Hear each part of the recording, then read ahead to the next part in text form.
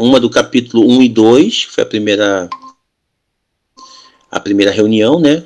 E depois do capítulo 3 e 4, que foi na semana passada. Tá? Hoje vamos começar o capítulo 5. Então, para quem perdeu a aula, as aulas não, para quem perdeu as leituras, não tem problema, que estão já gravadas, disponíveis para todos. Ô Tiago, eu não vou conseguir ler por aí, eu só vou ler aqui, eu tenho que ler pelo livro mesmo. Então pode ser que tenha alguma diferença, mas acho que na essência não vai haver muita modificação em relação ao pensamento da Rosa Luxemburgo. Então eu vou começar a ler pelo livro, e aí a gente faz aquele esquema, né? A gente lê um pedaço para quem quiser comentar, a gente pode fazer um rápido debate e continuando. Boa noite, Newton. E continuando a nossa leitura, ok? Então vamos lá. Deixa eu botar aqui eu não consigo enxergar nada. Vamos lá. O capítulo 5, consequências práticas e o caráter geral do revisionismo. Estão todos me ouvindo? Tá mais pra cá. Beleza.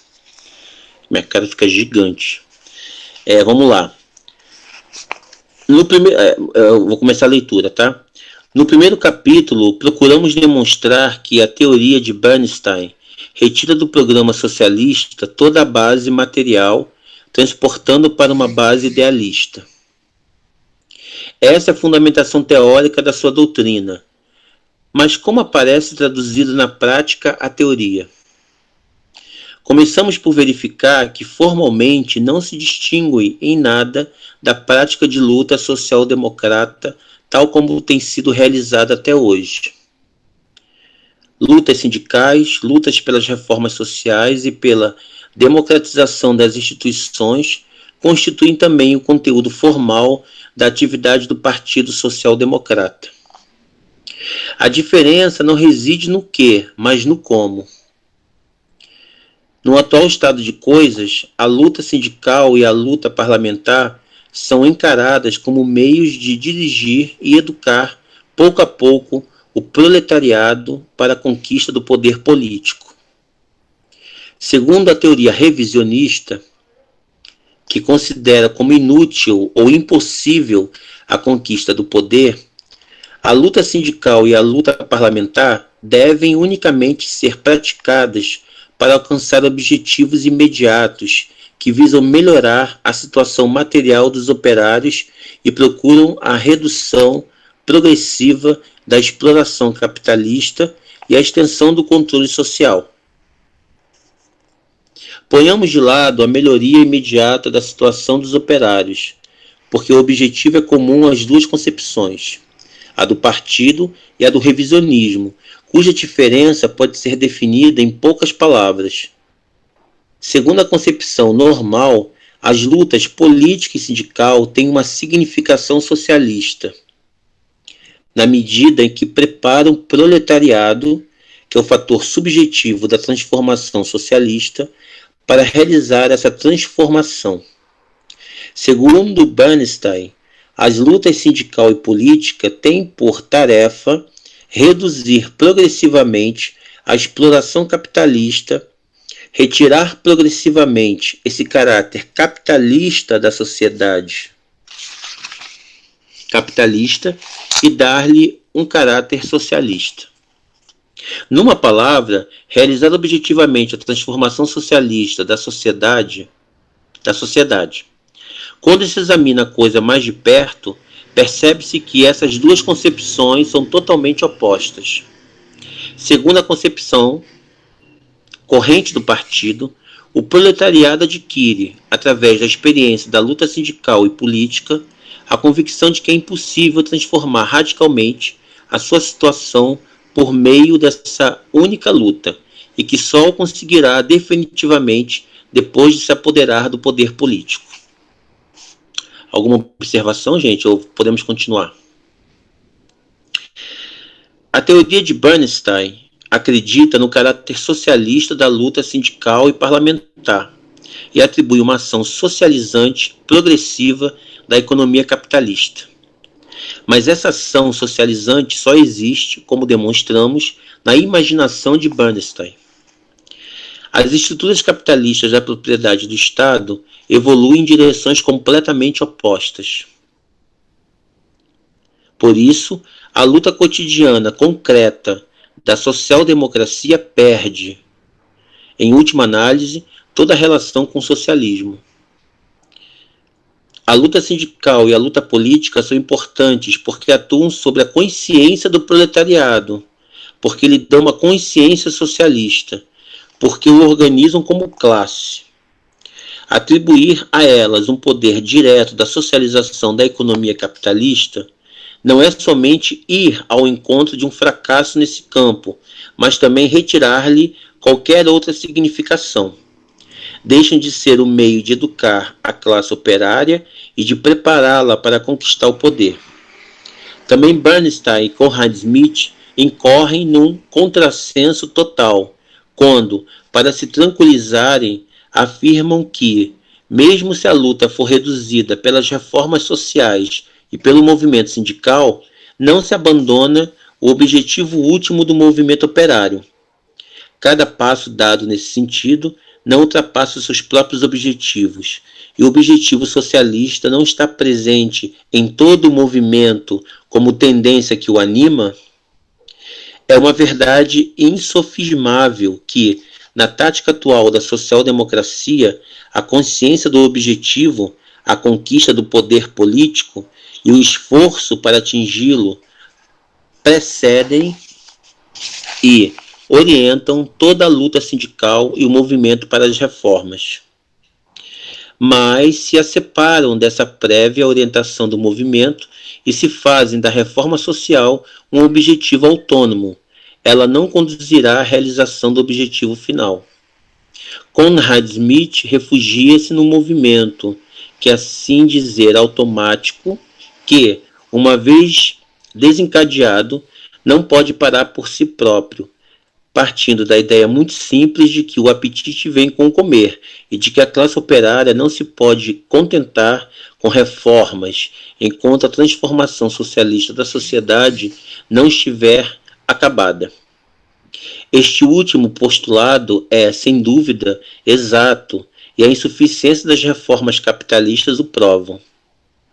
Mas a conclusão a que chega só seria verdadeira se pudesse construir uma cadeia ininterrupta de reformas sociais, cada vez mais extensas, que transformariam o atual regime capitalista em regime socialista. Trata-se de uma perspectiva fantasiosa. Pela própria natureza das coisas, essa cadeia romper-se-ia muito depressa, e a partir dessa ruptura, as vias por onde o movimento pode enveredar seriam múltiplas e diversas. Bom, gente, o capítulo é longo, mas aqui a gente já tem, assim, bastante material para a gente poder aqui trocar alguma ideia, né?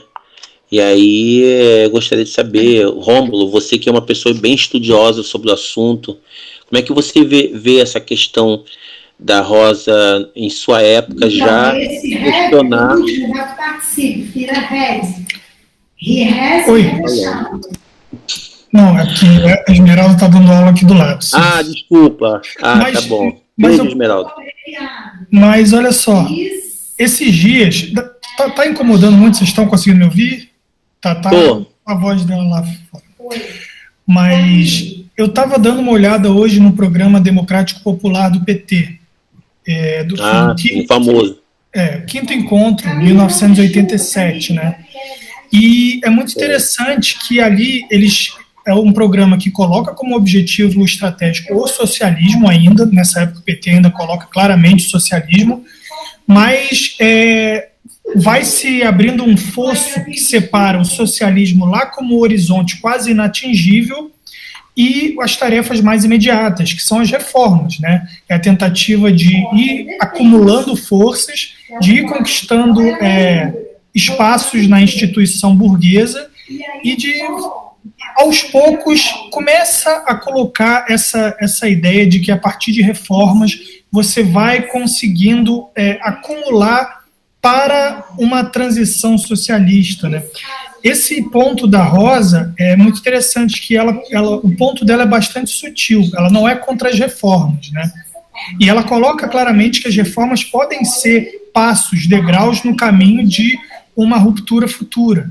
O que ela rejeita, na verdade, é a reforma realmente ser o caminho gradual para, sem ter uma ruptura, sem ter uma revolução, para o socialismo se colocar através da social-democracia na época, né, e conquistando, por exemplo, cadeiras parlamentares, ministérios, né, e essa era uma ideia que, no futuro, o próprio Kautsky, que era um líder da social-democracia, ele ia passar a defender. Ele começava a falar, olha só, a gente tem condições, e era um partido de massas, a social-democracia naquele tempo, a gente tem condições de ter a maioria no parlamento e de impor o socialismo via reformas. Isso foi não só o Bernstein, mas o próprio Kautsky, no final da vida, até o Lenin vai chamar ele de o renegado, que ele vem a renegar o marxismo, né? Ele vem com essa estratégia de conquistar o parlamento, a maioria, e a partir disso fazer as reformas, ou seja, uma ilusão de que por meios parlamentares, ignorando a pressão da própria classe dominante, que, bom, ela própria, ela vai subverter os seus meios parlamentares, se necessário, né? Uma ilusão de que por meios parlamentares você consegue implementar o socialismo sem uma ruptura, ou seja, sem uma revolução, né? Então, é interessante como o próprio PT, ele, no trajeto dele, né, de um partido classista, de um partido que ainda tinha o socialismo como horizonte, ele, no caminho onde ele vai se tornar um partido da ordem, um partido da administração da ordem burguesa, ele começa a entrar nesse ponto que o próprio Bernstein está entrando, né, de começar a colocar o ponto das reformas como o principal, e assim, socialismo como digamos, uma utopia longínqua ali, tem como objetivo, mas vamos aqui fazer as reformas, que é o máximo que a gente consegue fazer no momento.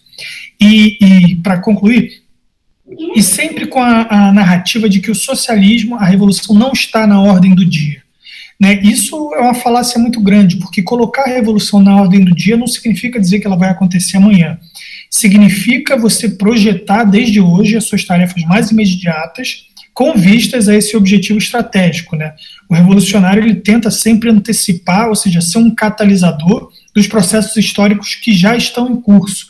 Ou seja, tendo como objetivo estratégico a Revolução Socialista, a questão que o revolucionário se coloca é, qual o primeiro passo que a gente tem que dar hoje para atingir esse objetivo o mais cedo possível, né? Dadas as condições históricas colocadas. O reformista não, o reformista vai falar, a revolução está lá no futuro, por enquanto ela não chega, enquanto as condições não estão dadas, a gente só pode lutar pelo que a gente consegue. Esse é o realismo da esquerda reformista. A gente não pode exigir um auxílio emergencial de R$2.000 ou de R$4.000, que é o mínimo do DIEESE, o salário mínimo segundo o DIEESE. A gente só pode exigir 300, no máximo 600, e é isso que a gente pode lutar, né? Então, seria mais ou menos essa analogia que eu faria tanto com o PT quanto com as pautas realistas que a esquerda tenta colocar hoje para nós. Ok, Rômulo. Tem alguém mais aí? Tiago, Sérgio, Newton, Gabriel, querendo fazer alguma observação? Eu tenho ela fala do sindicato, né? E o sindicato, sim, na minha opinião, ele é um fortalecimento das classes. Ele fortalece as classes. Eu atuei no Nordeste e lá o sindicato dos professores é muito forte, ele é muito compatível.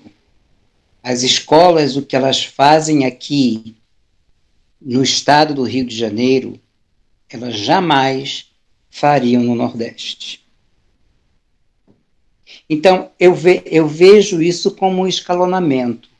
O sindicato fortalece a classe trabalhadora, que ele representa, lógico, um sindicato comprometido como é o sindicato do qual eu participei, que é o Sindicato dos Professores em João Pessoa. Ele através dele, muita coisa foi feita. Muitos benefícios foram alcançados e os professores, eu não gosto de usar essa palavra, mas eles desfrutam, eles têm uma segurança de que, caso haja um desrespeito, eles podem contar com o sindicato, porque é um sindicato combativo. Então, eu acho que a gente precisaria também ver essa questão sindical, mas eu vejo o sindicato como um movimento de base. Quando se trata de cargos, eu já vejo de uma outra forma, mas eu não queria entrar nesse assunto agora. Porque à medida que a gente, assim, é movimento de base. Para mim, o sindicato está aí representado como aquele que educa, disponibiliza e faz com que o trabalhador entenda do seu papel, dos seus direitos e da importância que ele tem dentro da sociedade, enquanto trabalhador. Perfeito. Mas, Newton, você acha que hoje, comparado com a época de Rosa, início do século XX, né, aqueles sindicatos combativos que faziam aquelas greves, que iam ali para a luta mesmo, né, e que mobilizavam a sociedade em condições muito piores do que hoje, né, imaginar isso nos anos 10, anos 20, da década de 20, você acha que os sindicatos, com raras exceções, como você colocou aí do Nordeste, de fato contribuem para o nível de conscientização dos trabalhadores?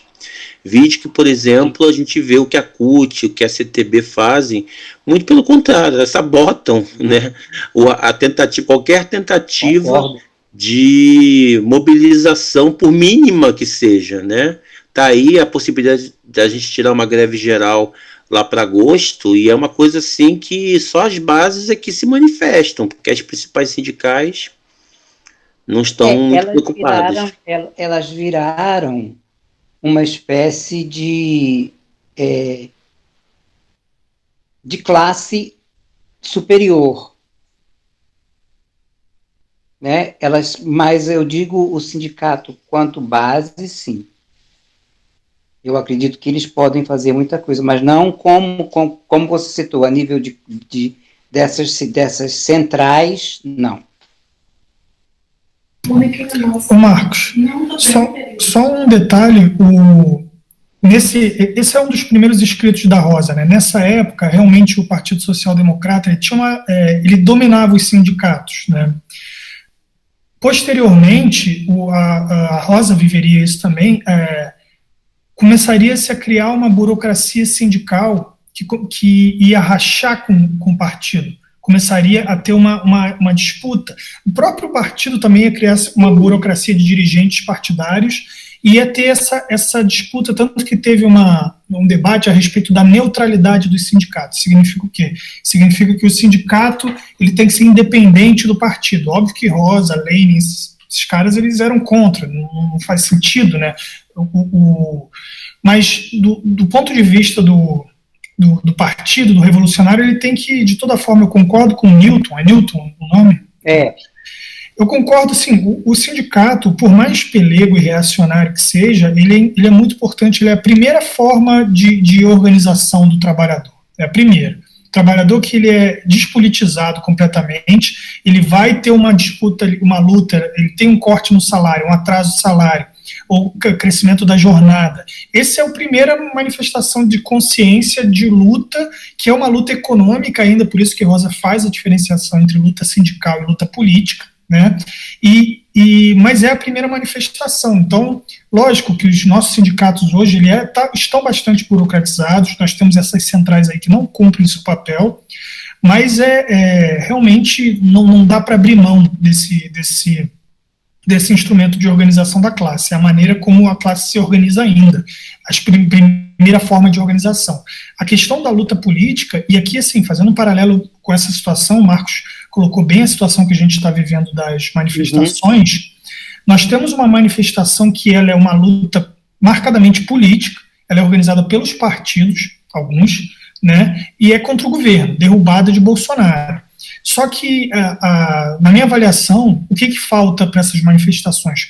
Um conteúdo econômico, um conteúdo de luta econômica. Ou seja, não só a participação maior dos sindicatos, mas uma pauta que fale mais a respeito dessas lutas econômicas de mobilização dos próprios sindicatos. Ou seja, condições de vida, condições de trabalho. Isso se explica muito pelo próprio conteúdo social, da base social das próprias manifestações. São manifestações de fim de semana que, qual é o conteúdo, qual é a zona de interesse ali? São as camadas médias, são os setores de funcionários públicos, juventude, mas você não vê um conteúdo operário, você não vê um conteúdo de trabalhadores manuais ali, eles não estão nessas manifestações. Então essa junção que a Rosa está falando ali da luta econômica com a luta política, na atualidade seria muito nesse sentido. Uma pressão para essas direções partidárias fazerem essa junção, ou seja, pressionar as centrais para também participarem dos atos e, por outro lado, todos nós e todos que estamos dentro de partido, nas nossas assembleias de categorias, pautarem essa ligação, falar, sim, nós estamos lutando por melhores condições de vida e de trabalho, mas a gente tem que dar o salto para a luta política também, ver que o governo ele é determinante para essa condição, né, essa agenda liberal do governo, ela é determinante, não está desvinculada. Então, concluindo, para não me estender muito, nesse ponto, o que a Rosa sempre se destacou nesse sentido, e em comum com o Lenin, que o partido, ele na atuação dentro do partido, ele tem que promover essa união das lutas políticas, que é próprio do partido, com as lutas econômicas, ou seja, valorizando as lutas sindicais, mas tendo consciência de que, primeiro, só o partido fazendo só a luta política não vai conseguir, é insuficiente. Essas manifestações, se mantiverem o mesmo conteúdo, elas vão se esvair. Ao mesmo tempo, as lutas meramente econômicas das categorias, elas não conseguem dar o salto político, elas ficam apenas nos interesses imediatos. Nada contra, é isso, é o interesse do trabalho, das menores jornadas, maiores salários, reposição salarial e tudo mais, mas o grande desafio é fazer a união dessas duas. E isso está na ordem do dia para nós. O grande desafio é tornar essas manifestações, fazer essa união desse conteúdo político contestatório com o conteúdo de classe, da classe operária, do trabalho, das condições de vida. Inclusive aqui no próprio texto, né, a Rosa fala, né, da questão de você fazer a luta sindical e a luta política atuarem juntas, unidas, com o objetivo de você ter a consciência do proletariado, que naturalmente vai te dar a consciência socialista, né? Ou seja, a luta ela é importante, mas mais importante do que a luta em si é a sua organização com um objetivo comum, né? E isso só se dá através da formação política atrelada às lutas cotidianas e à prática, né, o contato direto ali com as ruas e com os trabalhadores. Bom, gente, mais alguém? Gente, desculpa, eu tô aqui sem a câmera porque meu fio aqui tá. Depois eu volto. Mais alguma observação? Gabriel, Thiago, Sérgio? Continua o texto? Pode continuar. Pode continuar. Gabriel, você quer ler? Eu posso ler. Quer que eu leia para você descansar um pouco? Não, eu posso ler, mas se você quiser também participar aí para ler, tudo bem. Deixa eu ler esse pedaço até o final, então. Ok. Capítulo aí. Então, vamos lá. O resultado imediato e mais provável é uma mudança de tática visando obter por todos os meios. Se você continuar, desculpa não ter falado antes, estava conectando o microfone, gente. Foi mal. Não, só queria relembrar que, na verdade, assim, a gente está falando aqui dos sindicatos, mas é importante lembrar que o foco da Rosa, tanto nesse capítulo quanto no capítulo anterior, não é fazer uma crítica aos sindicatos, tá? Não é esse o ponto do texto. O ponto do texto é demonstrar como a atuação puramente sindical é insuficiente dentro dos moldes do que o Bernstein e o Conrad defendiam, de você conseguir fazer uma reforma por dentro através da atuação parlamentar e sindical e conseguir socializar, comunistizar o capitalismo, né? Esse é o ponto. Então não é dizer se os sindicatos são bons ou são ruins, os sindicatos têm que ser abandonados ou têm que ser continuados. Eu acho que eles têm que ser continuados, obviamente, a própria Rosa diria isso também, né? O ponto é que o sindicato ele não pode estar desatrelado de uma perspectiva política que seja de revolucionário, ou seja, de superação do capitalismo. Não ficar apenas apegado a reformas pontuais ou uma luta puramente salarial. Né? Acho que esse que é o ponto principal. Né? O sindicato não é o tema central. Né? O sindicato está sendo usado aí como um argumento da Rosa para o tema central, que é essas reformas são importantes, mas são insuficientes, porque a gente não pode perder o horizonte revolucionário. Beleza. Então vamos lá. O resultado imediato e mais provável é uma mudança de tática visando obter, por todos os meios, os resultados práticos da luta, quer dizer, as reformas sociais. A consciência de classe irreconciliável só tem sentido quando se lhe propõe a tomada do poder. Se se pretendem unicamente os objetivos práticos imediatos, o que se está realmente a praticar é a sua obstrução. Rapidamente se adota uma política de compensação, leia-se uma política de mistificação, e uma atitude prudentemente diplomática. Mas o movimento não pode ser entravado por muito tempo. Qualquer que seja a tática utilizada, e porque as reformas sociais são e continuarão a ser, em regime capitalista, nozes ocas, a etapa seguinte será, muito logicamente, a desilusão, mesmo no concernente ao valor próprio das reformas. Cair-se-á no mesmo mar podre em que se refugiaram os professores Schrommler, sei lá como é que fala isso, e companhia, que depois de terem navegado nas águas do reformismo social, acabaram por deixar andar tudo pela graça de Deus. O socialismo não sucede automaticamente e em todas as circunstâncias da luta cotidiana da classe operária. Surgirá da agudização das contradições internas da economia capitalista e da conscientização da classe operária, que compreenderá a necessidade de as destruir por intermédio de uma revolução social. Negar umas e recusar outras, como faz o revisionismo, acaba por transformar o movimento operário numa simples associação corporativa reformista, conduzindo-o automaticamente a abandonar a perspectiva de classe. Essas consequências são evidentes quando se analisa o revisionismo sob um outro aspecto, confrontando-o com o caráter geral dessa teoria. É evidente que o revisionismo não defende as posições capitalistas nem nega, como os economistas burgueses, as suas contradições. Pelo contrário, aceita a tese marxista da existência dessas contradições. Mas, por outro lado, estamos no centro da sua concepção, e isto que o diferencia da teoria, até aqui em vigor no partido, não fundamenta a sua doutrina na supressão dessas contradições, que seriam a própria consequência do seu desenvolvimento interno. A teoria revisionista situa-se num lugar intermédio entre esses dois polos extremos. Não quer levar à maturidade as contradições capitalistas, nem suprimi-las. Uma vez atingido o seu desenvolvimento extremo, por uma mutação revolucionária da situação, quer atenuá-las, amalgamá-las. Por isso, pretende que a contradição entre a produção e a troca será atenuada pelo fim das crises, pela formação de associações patronais. Do mesmo modo que a contradição entre o capital e o trabalho será atenuada pela melhoria da situação do proletariado e pela sobrevivência das classes médias, que é a do Estado classista e a da sociedade, por um controle social crescente e pelo progresso da democracia. É evidente que a tática social-democrata não consiste em esperar o ponto extremo das contradições capitalistas para que se produza uma mutação revolucionária da situação. Pelo contrário, a essência da tática revolucionária consiste em reconhecer a tendência do desenvolvimento e daí transpor as suas consequências últimas para a luta política. E por isso, a exemplificar, a social-democracia sempre combateu o protecionismo e o militarismo, sem esperar que o seu caráter reacionário se evidenciasse totalmente. Mas a tática de Bernstein não consiste em se apoiar sobre a evolução e a agudização dos antagonismos. Baseia-se, pelo contrário, na sua atenuação. Define a sua tática falando de uma adaptação da economia capitalista.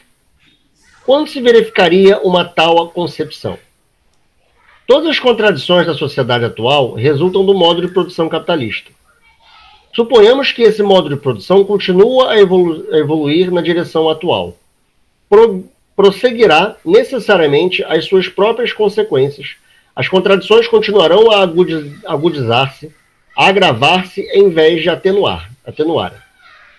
Para que a teoria de Bernstein se verificasse, seria necessário que o próprio modo de produção capitalista fosse travado no seu desenvolvimento.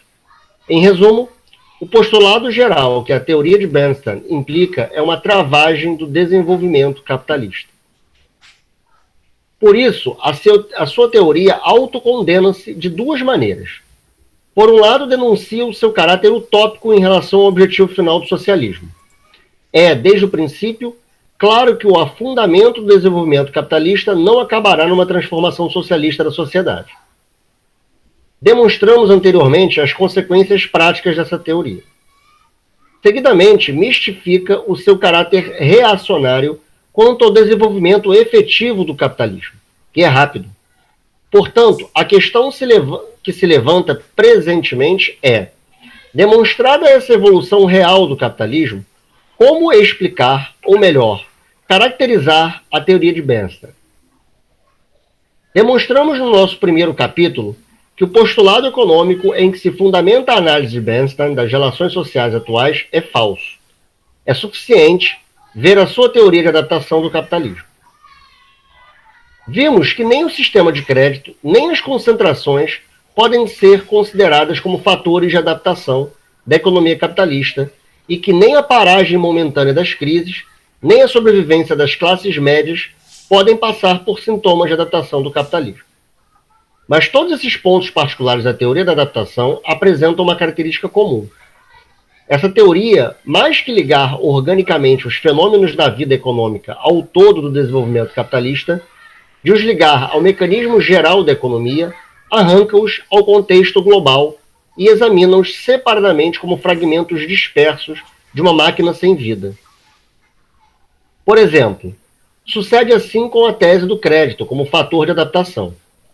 Se se considera o crédito como uma etapa superior e natural da troca, ligada às contradições inerentes da troca capitalista, é impossível transformá-lo num fator de adaptação mecânico, com existência própria fora do processo global da troca. Para mais, é impossível considerar o dinheiro, a mercadoria, o capital, como fatores de adaptação do capitalismo. Ora, o crédito é, ao mesmo nível do dinheiro, da mercadoria ou do capital, um nó orgânico da economia capitalista em determinado estágio do seu desenvolvimento e, tal como os outros, constitui, nesse estágio, uma roda indispensável ao mecanismo da economia capitalista e é, simultaneamente, seu elemento corrosivo porque conduz a um agravamento das suas contradições internas. O mesmo sucede com as concentrações e com os meios de comunicação aperfeiçoados.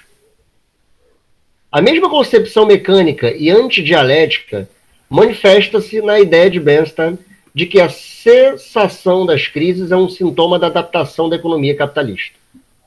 Para ele, as crises reduzem-se a desordens produtivas no mecanismo da economia. Se as desordens param o mecanismo, recomeça o movimento. Ora, de fato, as crises não são desordens no sentido exato da palavra. Ou melhor, são desordens, mas sem as quais a economia capitalista não se poderia desenvolver. Se é verdade que as crises constituem, dizemo-lo esquematicamente, o único método possível no interior do capitalismo, portanto normal, de corrigir periodicamente o desequilíbrio existente entre a capacidade ilimitada da expansão da produção, e os limites estreitos do mercado, Então as crises são manifestações orgânicas inseparáveis do conjunto da economia capitalista. Alguém quer interromper aí ou pode continuar? Bom, só um detalhe que provavelmente a própria Rosa colocou, porque eu li esse texto já faz um tempo, mas com certeza ela colocou que nessa época em que o Bernstein escreve, era realmente um período de expansão do ciclo industrial. Então, acreditava-se realmente, melhorava-se a condição de vida dos trabalhadores, né? E assim como o partido também crescia. Então, por um lado, não estava no momento de crise, o que propiciou aos reformistas colocarem, estabilizou o capitalismo, já está ali, não tem mais esse negócio, não vai ter mais essa ascensão de luta de classes. E, por outro lado, crescia o partido e a possibilidade de ser eleito, de ter uma bancada parlamentar maior. Então, surgiu muito... Na verdade, esse tipo de prática do partido já estava acontecendo. A teoria do Bernstein meio que veio para justificar, para teorizar uma prática que já estava acontecendo dentro do partido, um desvio, né? E, na verdade, essa teoria do Bernstein veio para consagrar, teoricamente, essa prática. E, a partir de então, tem essa cisão dentro da social-democracia entre os reformistas e os revolucionários. Na verdade, oportunistas, como a Rosa coloca. Verdade. Alguém mais? Eu queria fazer uma colocação aqui, e aí, desculpa a minha ignorância, porque o texto ainda para mim é novo, né? E eu estou querendo também aprender com todo mundo aqui. E aí tem um texto aqui que me chamou a atenção, aqui na minha página é 57, que ela fala assim: a essência da tática revolucionária consiste em reconhecer a tendência do desenvolvimento e daí transpor as suas consequências últimas para a luta política. Aí pensando né, no tempo de Rosa, né, de como estava o capitalismo na época de Rosa, né, em plena fase imperialista, né, e no capitalismo hoje, como nós revolucionários, e eu me coloco nessa posição como revolucionário, podemos assim visualizar aquele momento, né, aquela fagulha de que está na hora de você transpor. Quer dizer, isso é constante, isso é diário, eu sei bem disso. A gente apontar as reformas no horizonte socialista. Mas, assim, como se daria isso nos dias atuais? Eu gostaria de pedir ajuda ao Rômulo e ao Thiago, que são mais assim, estudiosos do assunto, né? A Rosa fala muito dessa questão do capitalismo e da sua autodestruição, né? A gente pode estar vendo hoje isso acontecendo de uma forma acelerada, mas até que ponto o capitalismo ainda tem fôlego para sobreviver nos tempos atuais? Eu sei que foi uma mistura meio maluca que eu fiz aqui, mas é para suscitar mesmo debate. O Thiago colocou um comentário. Na verdade, a Rosa, isso eu considero, não é uma coisa mecânica, assim, mas ela coloca e aliás, muitos marxistas colocam algumas interpretações que sugerem um determinismo, de que necessariamente o capitalismo vai terminar, ou seja, uma necessidade histórica, né? Ela não coloca que o capitalismo vai se autodestruir. Na verdade, ela faz a ressalva de que, por mais que tenha essa necessidade histórica, isso não significa que o Partido Revolucionário deva deixar de atuar. Sim. Mas ela evoca a necessidade histórica. Marx faz isso também, né? Às vezes até com um tom de agitação. Mas eu colocaria que, nesse momento,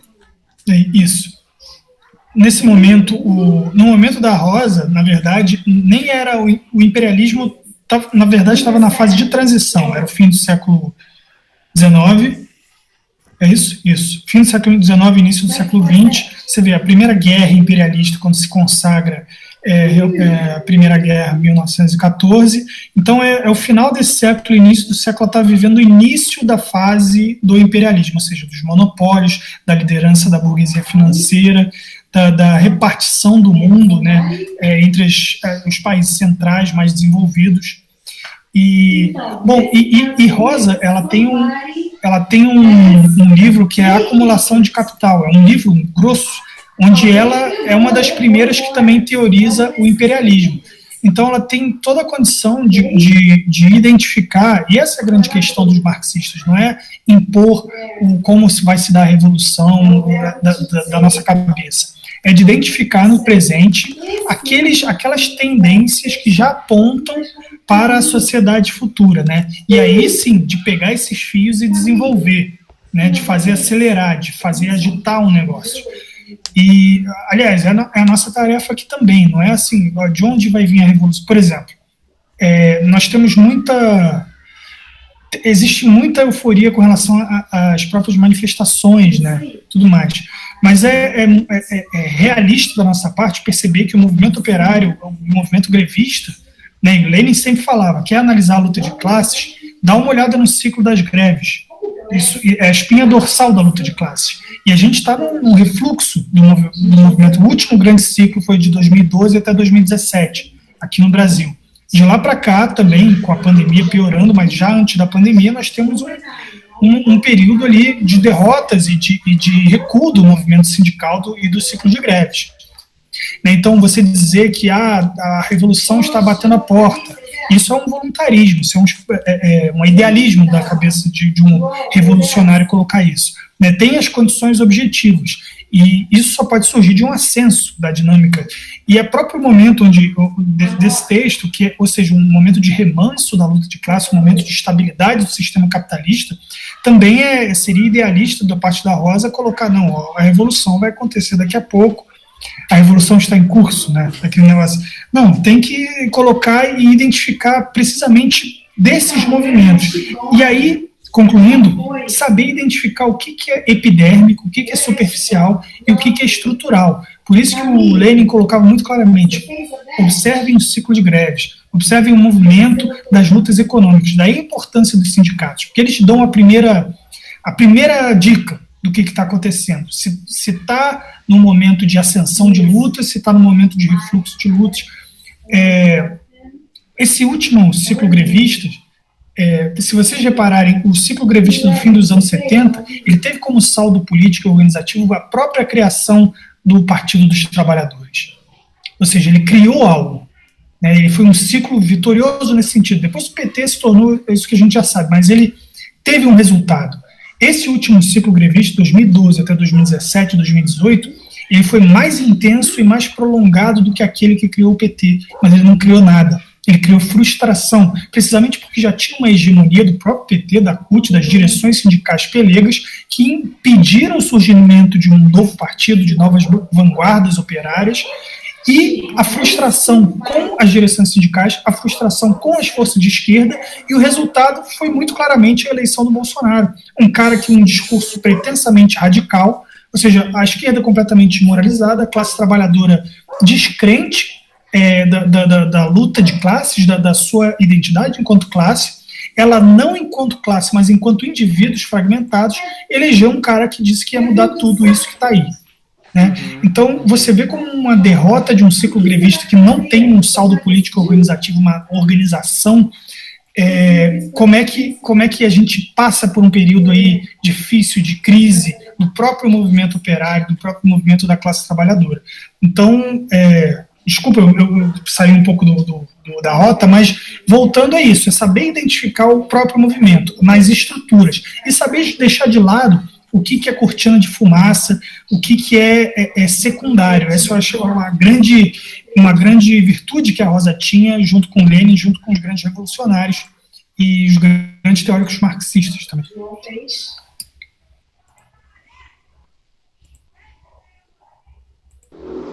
Perfeito. Vai lá, Gabriel. Posso continuar? Então vamos lá. Alguém quer ler? O Thiago quer ler? Alguém quer ler aí o restante? Falta pouco para acabar o capítulo. Se quiserem, eu leio. Você pode ser. Quer descansar a voz, Gabriel? Pode ler então aí. Página 39. Sim. É sobretudo a ausência de desordens no desenvolvimento da produção capitalista que contém em si perigos mais graves que as próprias crises. É a constante baixa da taxa de lucro, resultante não da contradição entre a produção e a troca, mas do aumento da produtividade do trabalho, que ameaça tornar impossível a produção aos pequenos e médios capitais, arriscando-se a limitar, dessa maneira, a criação de novos investimentos, a travar a sua expansão.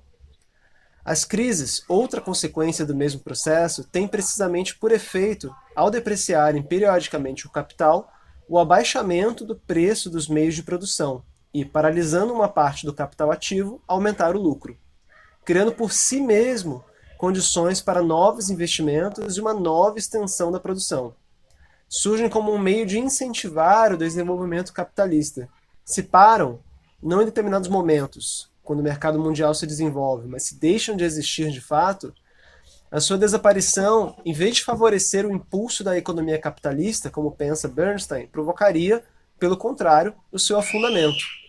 Com a rigidez mecânica que caracteriza toda a sua teoria, Bernstein esquece, ao mesmo tempo, a necessidade das crises e da periodicidade de novos investimentos de pequenos e médios capitais. Por isso, o permanente renascer dos pequenos capitais parece-lhe um sinal de paragem do desenvolvimento capitalista, e não, como é o caso, do desenvolvimento normal do capitalismo. A única perspectiva em que todos os fenômenos mencionados surgem efetivamente, tais como os apresenta a teoria da adaptação, é a do capitalista isolado. Nessa perspectiva, os fatos econômicos aparecem deformados pelas leis da concorrência e refletem-se na consciência do capitalista individual. Este considera cada fragmento orgânico do todo econômico como um todo independente. Vê apenas os efeitos sobre si, capitalista isolado, e por consequência considera-os como simples desordens, ou simples fatores de adaptação. Para o capitalista isolado, as crises são efetivamente simples desordens cuja desaparição lhe possibilitará uma dilatação do prazo de existência. Para ele, o crédito é um meio de adaptar as suas forças de produção insuficientes às necessidades do mercado. Para ele, a concentração a que adere suprime efetivamente a anarquia. Numa palavra, a teoria da adaptação de Bernstein não é mais que uma generalização teórica do ponto de vista do capitalista isolado. Ora, esse ponto de vista traduz-se em teoria na economia burguesa vulgar. Todos os erros econômicos dessa escola baseiam-se exatamente num mal-entendido pelo qual os fenômenos da concorrência, considerados na perspectiva do capital isolado, passam por consequências do todo da economia capitalista. Tal como faz Bernstein para o crédito, a economia vulgar ainda, por exemplo, considera o dinheiro como um engenhoso meio de adaptação às necessidades de troca. Procura igualmente nos próprios fenômenos capitalistas um antídoto contra os males capitalistas. Acredita, como Bernstein, na possibilidade de uma regularização da economia capitalista. Acredita nas possibilidades de atenuação das crises, das contradições capitalistas e no disfarçar das mazelas da economia capitalista. Por outros meios, por outros termos, a sua tentativa é reacionária e não revolucionária, dependente da competência da utopia. Pode definir-se e resumir-se a teoria revisionista pelas seguintes palavras. É uma teoria do afundamento do socialismo, fundamentada na teoria da economia vulgar do afundamento do capitalismo. Só um comentário bem interessante, como ela antecipa o que vai ser a economia da perspectiva liberal, ou seja, o paradigma do pensamento econômico hoje é marginalista, né? A teoria do valor-utilidade, em contraposição à teoria do valor-trabalho de Marx. Ou seja, o valor é medido de acordo com o tempo de trabalho, a substância do trabalho, essa é a teoria de Marx, né?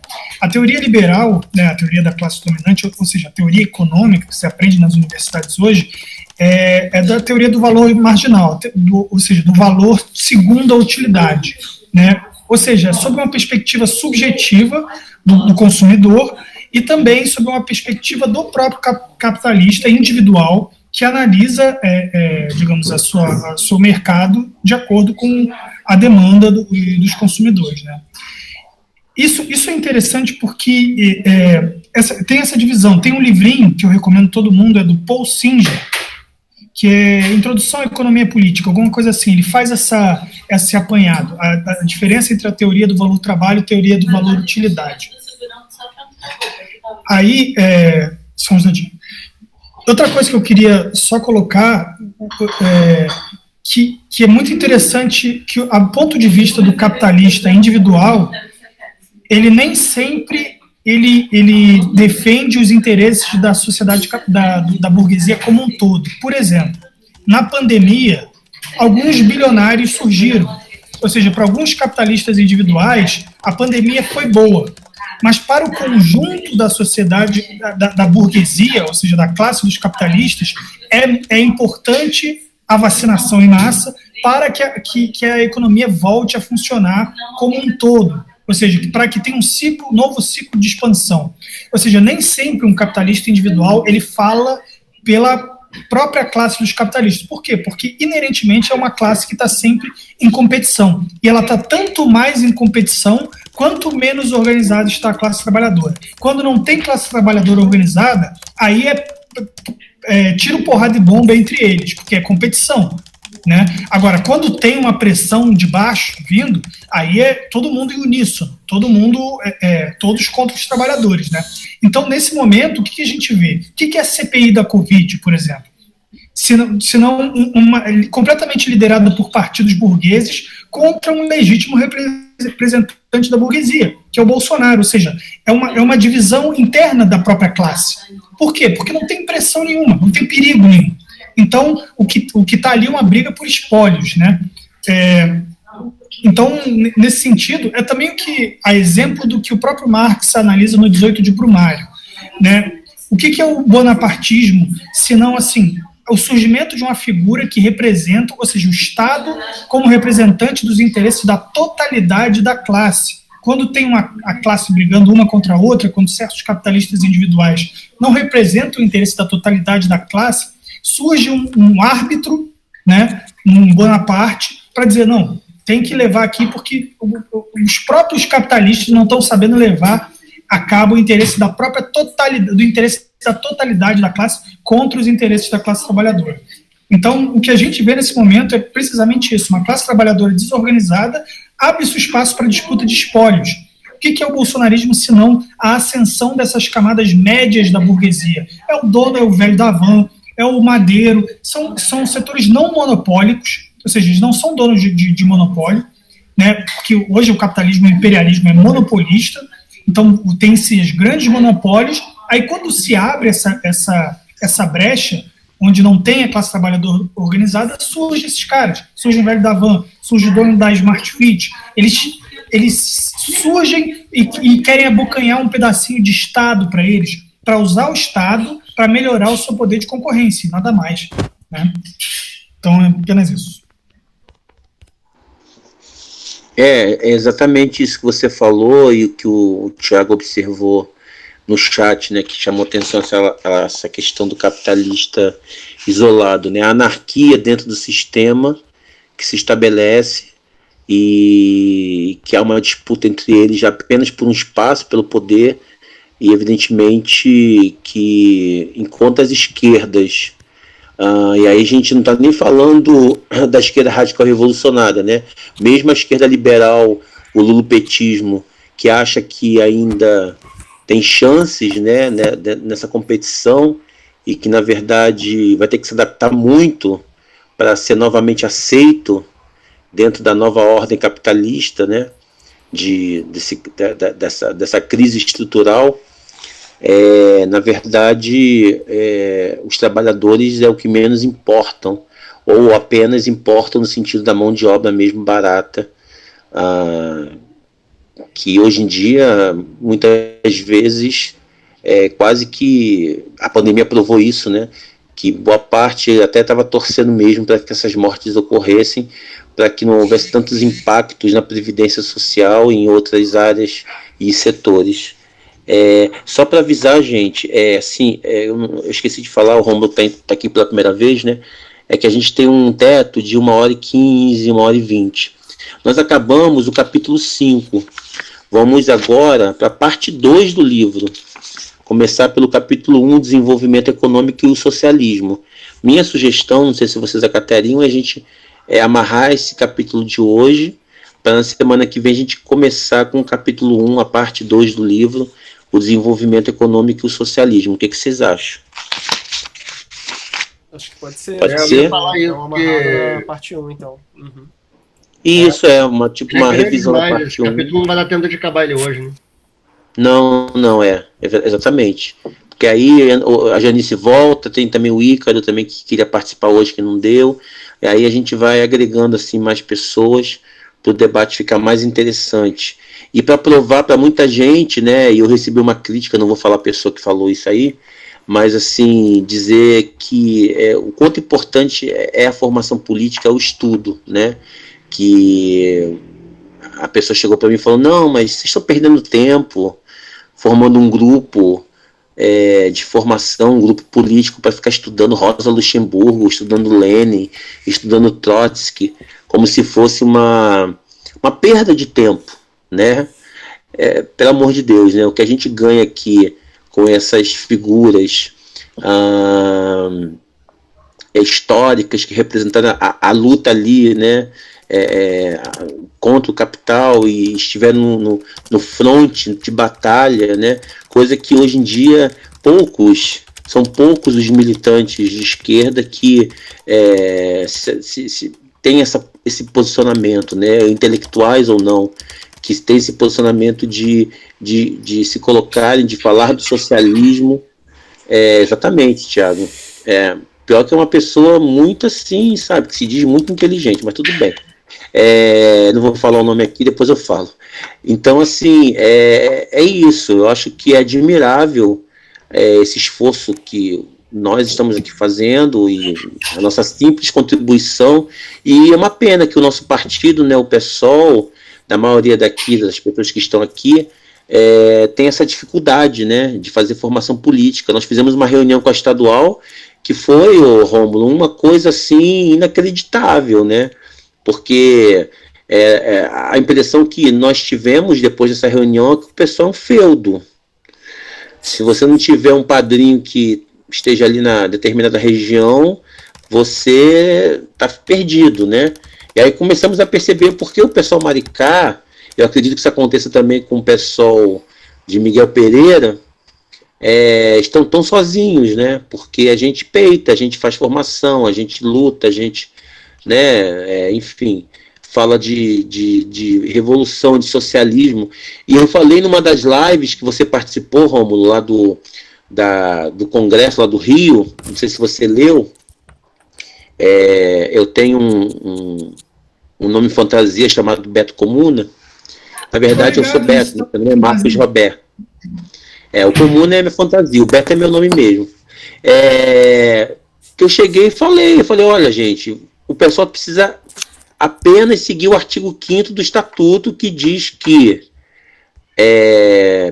somos socialistas e as reformas que nós estamos implantando, ele tem uma orientação, um horizonte socialista. Se a gente seguir o artigo 5º do Estatuto, que está no Estatuto do Partido, tá bom. E muita gente não quer seguir esse artigo 5º. Eu sempre falo desse artigo 5º em qualquer intervenção, e vou falar agora em qualquer intervenção. Então, gente, é isso. Desculpa aí, vocês podem falar à vontade, eu falo pra caramba também. É só um desabafo que eu fiz aqui, da importância desse encontro, que eu acho essencial e que nós vamos fazer muito mais. E vai ter a live agora quinta-feira, que o Maurício Molinari e a Bárbara Cinedino vão participar e todos estão convidados. Eu só queria saudar o espaço, porque, assim, como você falou, Marcos, não tem apoio. O pessoal o retorno do feudalismo, é isso?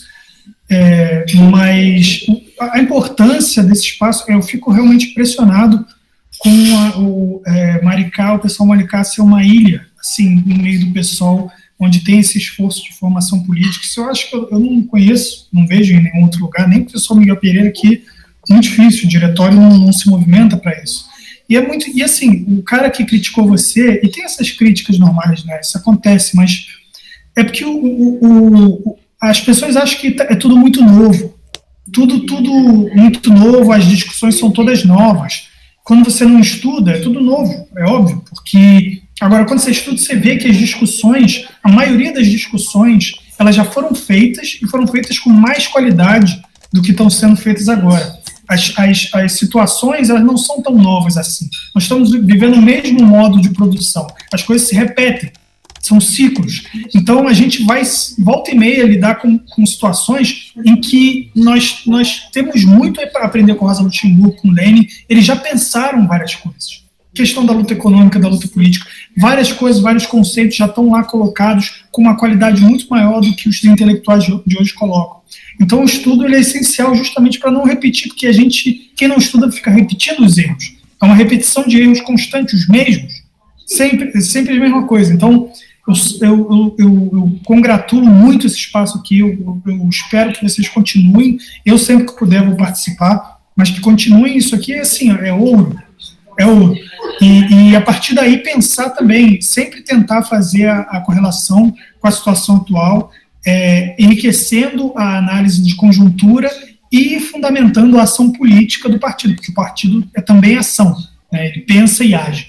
Então, assim, parabéns mais uma vez que vocês mantenham esse núcleo é muito importante, sempre que puder, sempre quando tem oportunidade nas lives que eu participo, em plenárias, eu faço questão de lembrar o pessoal Maricá, porque realmente é um exemplo a ser seguido.